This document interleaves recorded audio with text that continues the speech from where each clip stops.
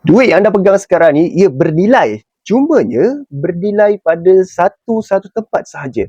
Sebagai contoh, ringgit Malaysia hanya boleh digunakan di Malaysia sahaja. Bila anda keluar negara, ringgit Malaysia tidak boleh digunakan langsung. Kalau kita benar-benar faham hakikat duit kertas, kita tak akan sanggup simpan terlalu banyak darinya untuk jangka masa panjang. Kenapa saya katakan begitu? Sebab duit kertas bukan penyimpan nilai. Cuma medium pertukaran alat untuk membeli dan berbelanja sahaja. Bukan alat untuk menyimpan. Cuba anda bayangkan, di tangan anda ada RM100 dan anda potong kepada dua. 50 dan 50.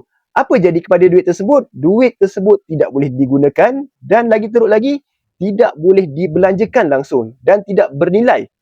Nilai duit kertas bukan pada kertasnya tetapi pada jaminan kerajaan yang mengeluarkan duit tersebut. Dan bila keyakinan terhadap sistem itu goyah, nilai duit pun akan jatuh begitu sahaja.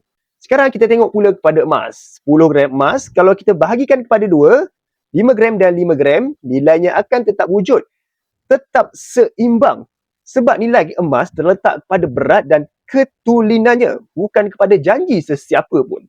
Dan lagi seronok lagi, emas tersebut boleh digunakan. Itulah beza antara duit kertas dan duit sebenar, iaitu emas. Emas kekal bernilai walaupun ia berada di mana pun.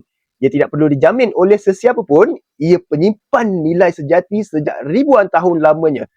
Sebab itu, orang yang bijak dan berilmu tukarkan duit kepada emas sebab nak kukuhkan nilai tersebut.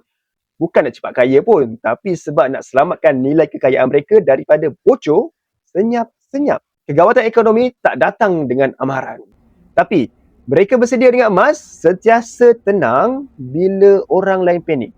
Mulakan simpanan emas hari ini, biar langkah anda kecil asalkan anda bermula. Untuk mulakan simpanan emas atau nak kukuhkan simpanan anda, boleh mesej saya akan bantu anda sebaik mungkin. Follow saya untuk tahu lebih lanjut mengenai emas.